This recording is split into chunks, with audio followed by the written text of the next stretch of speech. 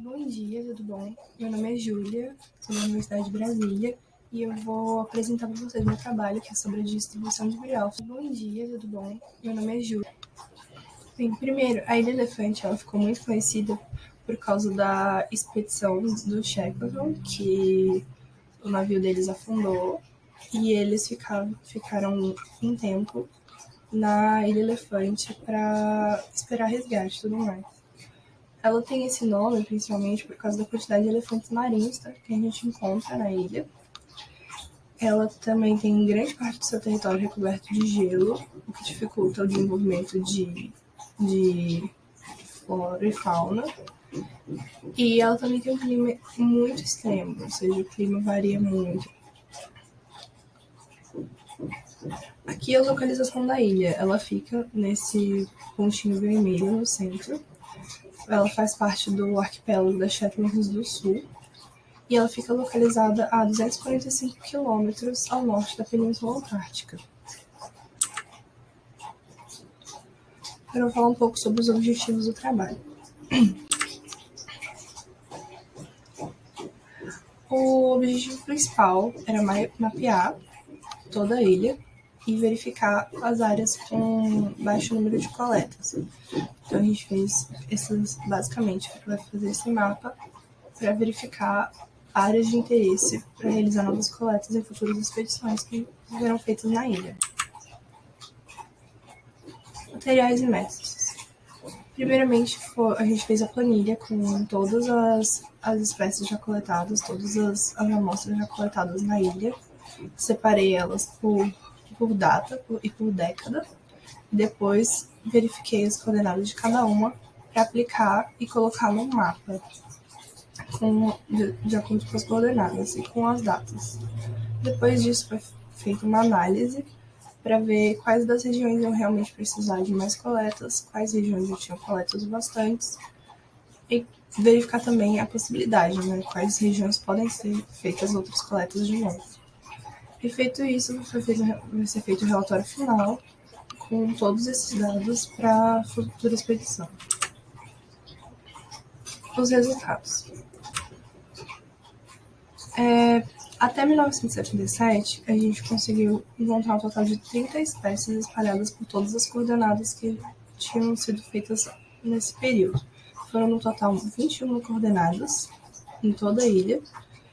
E comparando com o século atual, a gente reparou que pouca variedade de coordenadas de coletas foram tendo depois, em 2014, quando o Prontar fez a sua expedição para lá.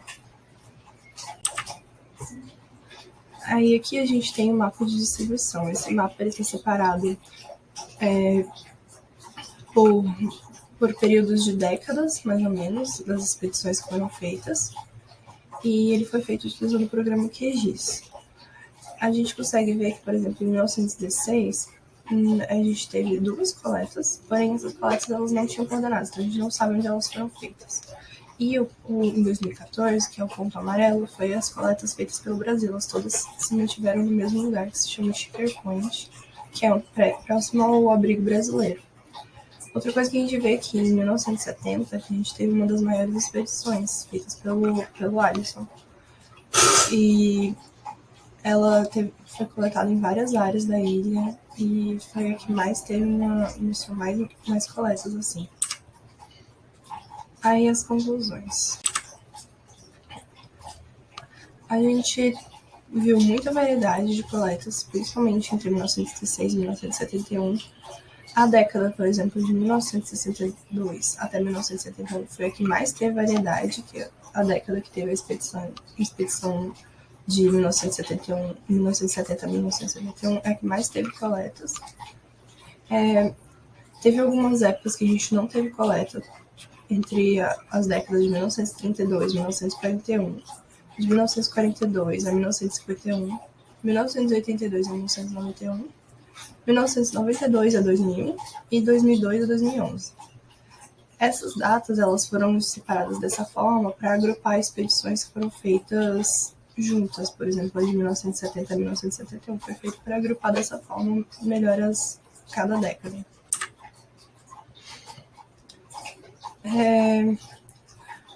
O que a gente concluiu muito também sobre as coletas do Brasil, que apesar de serem muito diversas e terem sido feitas muitas coletas de vários pontos diferentes, a gente não conseguiu ver uma variabilidade muito na região, o que atrapalha um pouco a comparar onde a gente precisa fazer mais coletas e onde a gente já tem coletas bastante, justamente pelo fato de que a gente não tem muito como comparar algumas regiões, mais a região de Stinkerpod, que é onde se manteve as coletas brasileiras. Eu agradeço a atenção e muito obrigada.